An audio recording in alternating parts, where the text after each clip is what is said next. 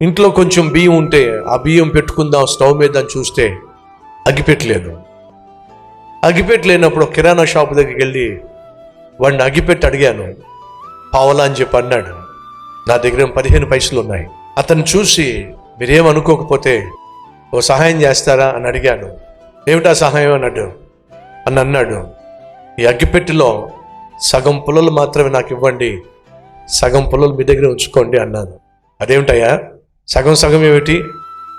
నా దగ్గర పావులా లేదు, నా దగ్గర 15 పైసలే ఉన్నాయి. అగ్గిపెట్టిలో కనీసం సగమన్నా ఇస్తే వీళ్ళు కొంచెం వండుకుంటాను అని చెప్పి అడిగాను. అతడు ఆ రోజు దయతలిచి పోనీలే పూర్తిగా అగ్గిపెట్టి పట్టుకెళ్ళాం.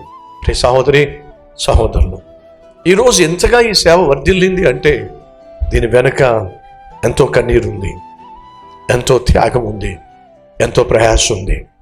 ఈరోజు ఒకవేళ మీలో ఎవరైనా ప్రభువుని నమ్ముకున్నందుకు, ప్రభువుని సేవిస్తున్నందుకు ఆర్థికంగా కష్టాల గుండా వెళుతున్నట్లయితే, మానసికంగా కృంగిపోతున్నట్లయితే, ఏ మేలు మీ జీవితంలో చూడలేకపోతున్నట్లయితే దయచేసి ఒకసారి సతీష్ కుమార్ని చూడండి.